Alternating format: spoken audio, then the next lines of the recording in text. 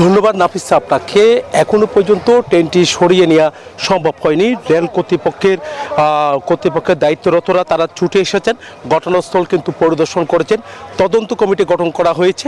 আমরা দেখতে পাচ্ছি যে দুর্ঘটনাটি ঘটেছে ভোর রাতেই এই দুর্ঘটনাটি ঘটেছে।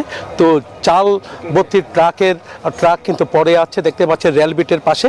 একই সাথে ট্রেনটি দেখলে কিন্তু আসলে বুঝতে পারছেন কেমন দুর্ঘটনা ঘটেছে, বড় ধরনের দুর্ঘটনা ঘটেছে।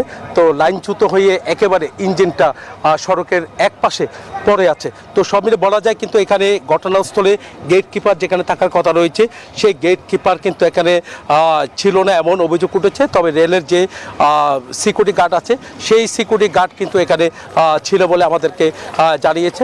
তবে এখানে ব্যারিয়ার ছিল, সেই ব্যারিয়ারটি ভেঙে কিন্তু আমরা দেখতে পাচ্ছি ট্রাকটি ঢুকে পড়েছে।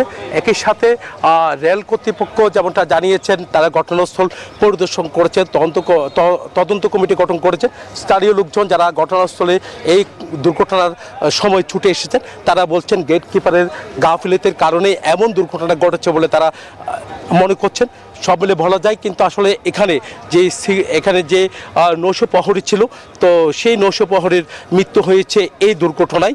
তো এখানে চালক যে ট্রাকের যে চালক সে চালকও কিন্তু সরে গেছে।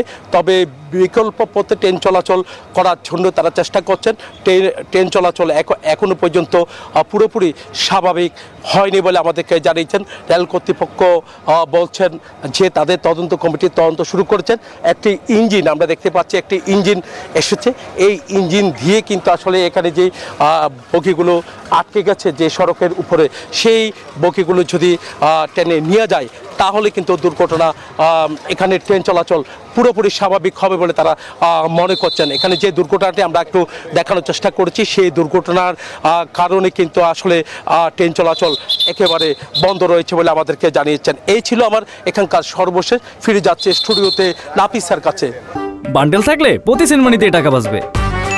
বিকাশ সেনমানি বান্ডেল কিনে জিতুন প্রতি লেনদেনে।